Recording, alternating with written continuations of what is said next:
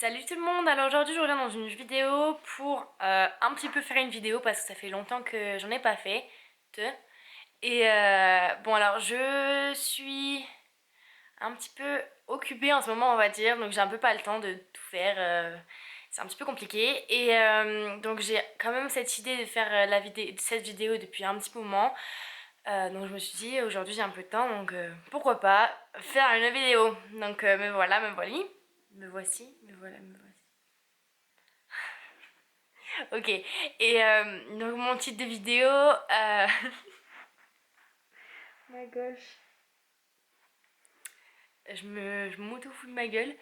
Donc mon titre de vidéo aujourd'hui c'est ce que m'a apporté mon année d'échange. Bon, je sais que je suis même pas au milieu de mon année, mais j'ai vraiment envie de faire cette vidéo pour vous dire mon ressenti, en tout cas pour le moment.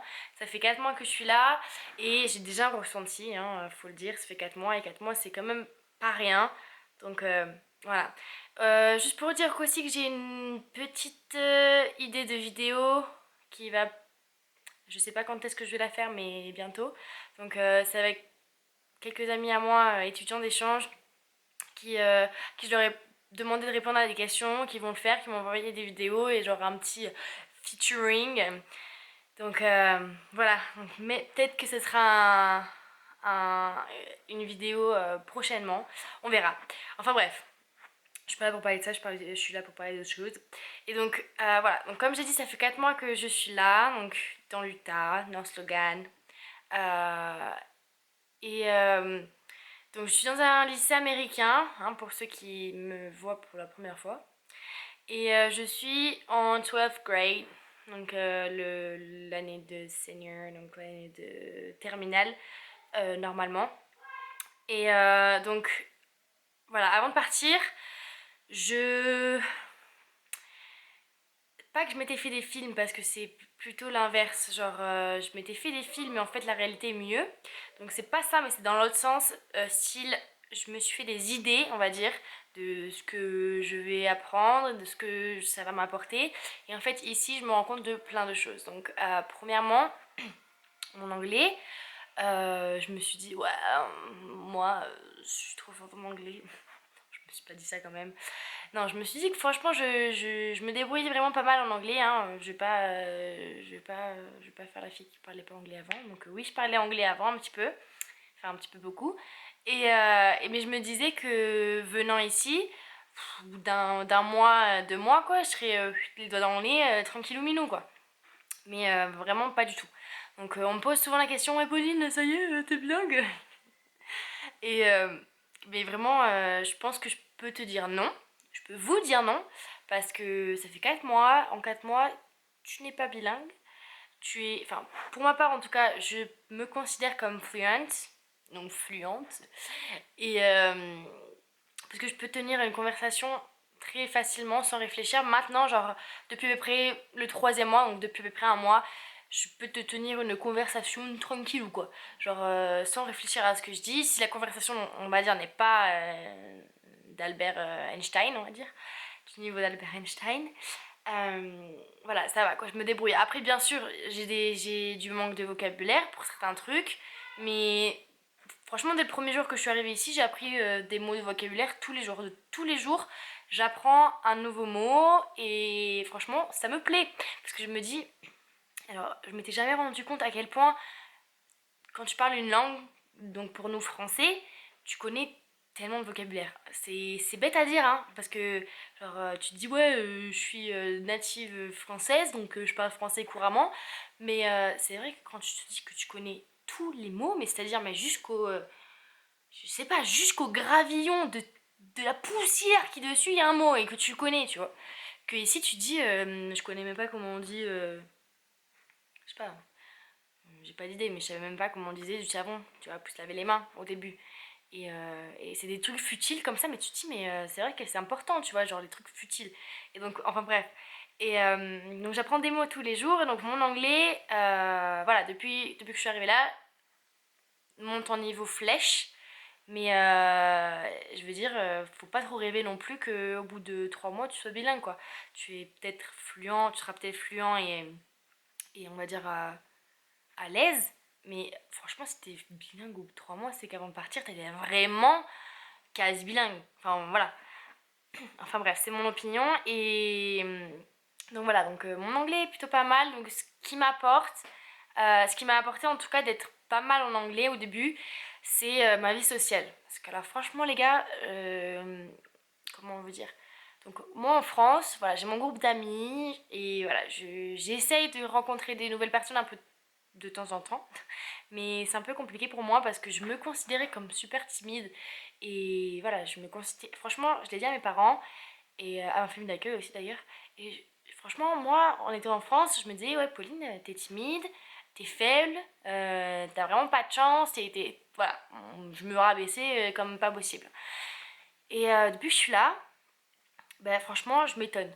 Et franchement, ça me fait plaisir de m'étonner moi-même parce que je me dis, euh, voilà quoi, t'es pas que la sous-crotte de l'équipe, hein, t'es quand même, enfin, voilà quoi, ça fait un petit peu la fille narcissique quand je dis des choses comme ça, mais je veux dire, ici, je parle aux gens et je m'impressionne en me disant que, voilà, je parle aux gens, je vais vers des gens que je connais pas en leur parlant, en leur disant, hey, salut, ça va, enfin, vraiment, genre, je m'intègre et voilà, j'ai besoin de personne, quoi. C'est ce que je me rends compte ici, c'est que j'ai besoin de personne, que je peux vivre de moi-même.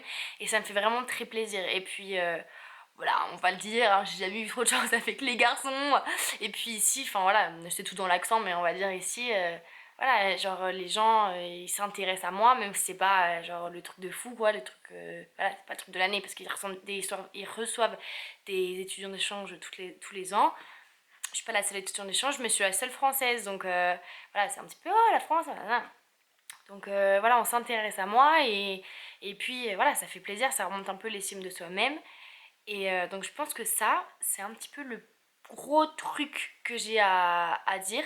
C'est que voilà, tu te découvres, mais de A à Z. Moi, je me suis redécouverte personnellement. Je me suis redécouverte à faire des trucs que je n'aurais jamais fait. Je parle devant des centaines de personnes, des milliers de personnes.